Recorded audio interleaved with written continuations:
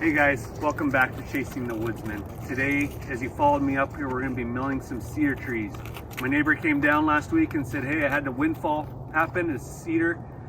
Cedar's the price of gold right now, so we're going to mill it up. We've got a couple boards done already, but we're going to uncover it from the weather, from the snow, or I should say now rainwater melt, and we'll get started.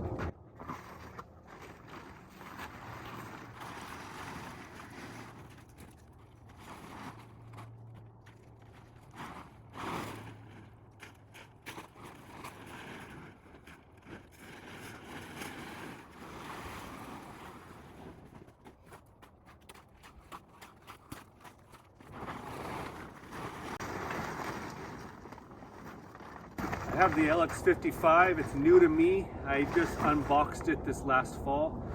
Right now this is obviously temporary. Whenever you have a blue tarp covering something, that's not your forever plan. But if I have something new, I want to steward it well. So I'm keeping it out of the rain, out of the weather, out of the snow. Eventually we'll have this place covered with a big pole barn to cover it from the weather. But for now, this is doing just fine.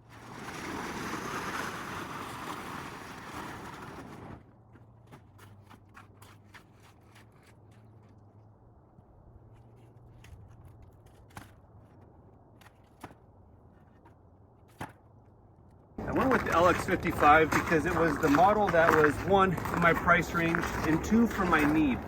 I'm not selling lumber, this is strictly just a hobby. I wanted to buy a sawmill that I could then turn the lumber into a building. A way for me to mill boards for friends of mine, for myself, projects, not to sell. And obviously this is not a large enough machine to produce that amount of lumber. Again, with the LX55, I wanted something that was not into the LT series. Again, too much machine for what I really needed, but it was bigger than their smallest option, which is the LX25. So far, I've loved this, but for today, we're just gonna jump into this cedar right here. This cedar tree came from my neighbor's property just up the road. This one is probably a year old or a little bit more. It's plenty dried out, so I'm probably gonna mill this one today and turn it into trim for our house. This tree is green, fresh green. This fell the last couple weeks. That one I will mill up and stack outside for a little bit more dry time.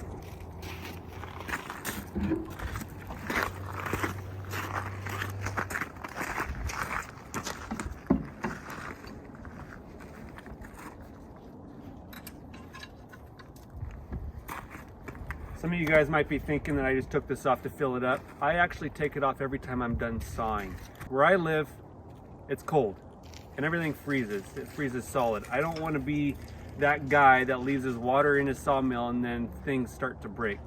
So I have gotten in the habit ever since the very beginning just to take this back down to the house, empty it out. I also take and blow out this hose. That way I don't have any residual water in a line to freeze up and stop my plans of sawing that day. I just find it just as easy for me to take this off, take it down, store it properly, put warm water in it, and come back up the next time I saw.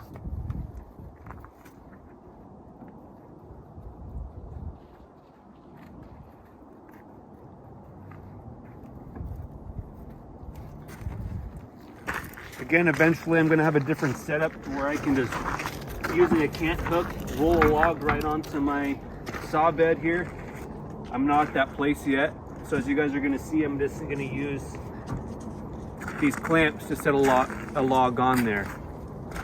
Whenever I do that, be sure to put up your blocks, otherwise it's going to roll off right the backside and you're monkeying around with trying to get that log back up there again.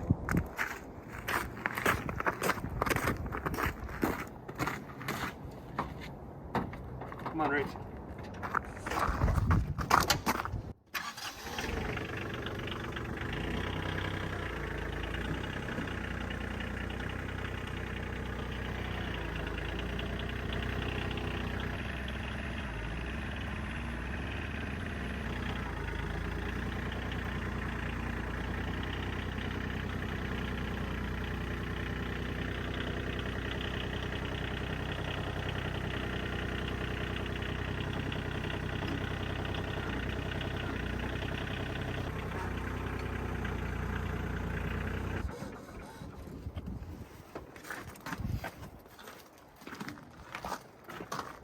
A good friend of mine made these for me.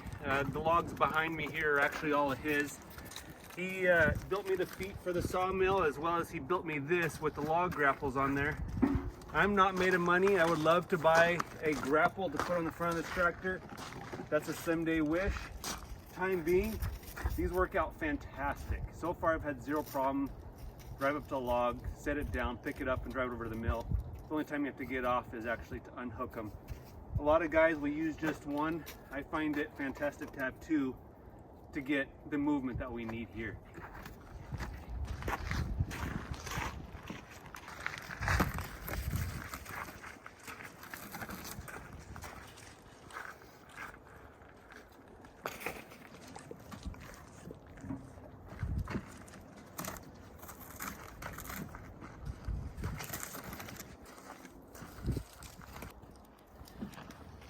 Quickly just peeled off some of the bark that I could here.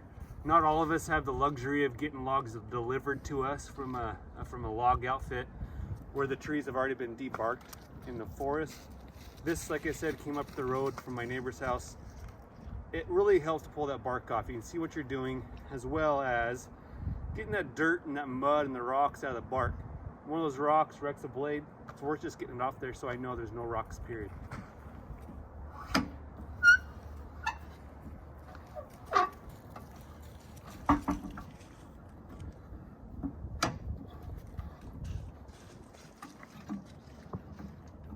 If you have an LX55, always kick these down.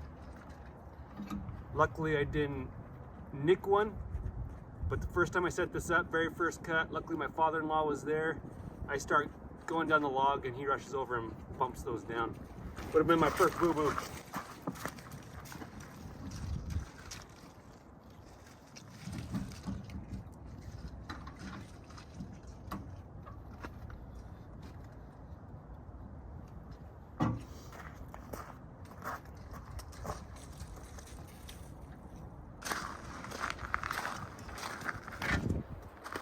So you guys see what I'm doing here.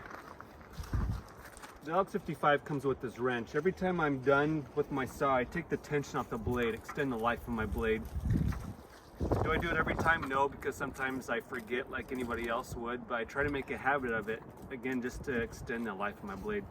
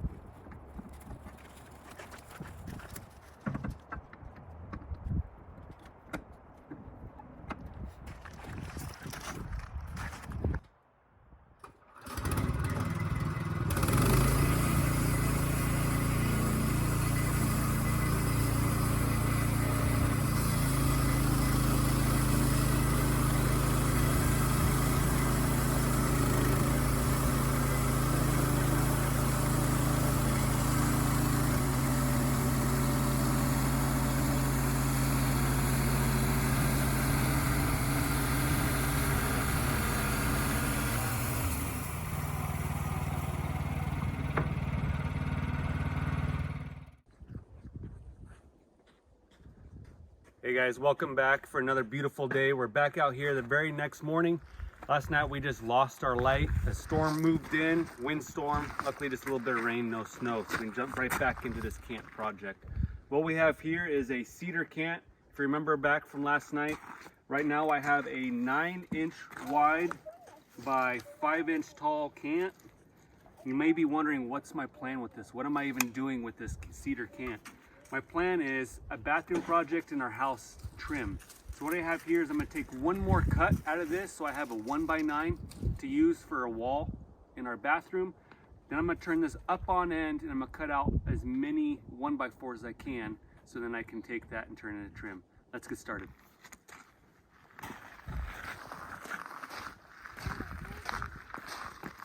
Remember that for the future. All right.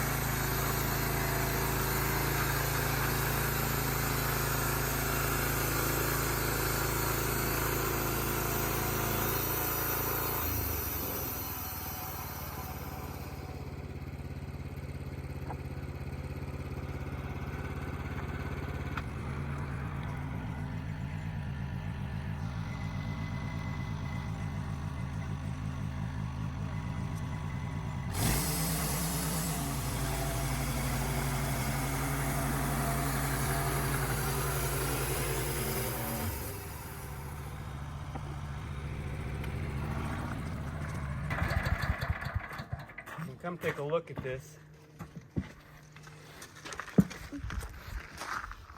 That's somewhere. There's some bark beetles that have gotten into the core of this tree. And the neat thing is it has still water and it's frozen, giving that epoxy look. God-given epoxy.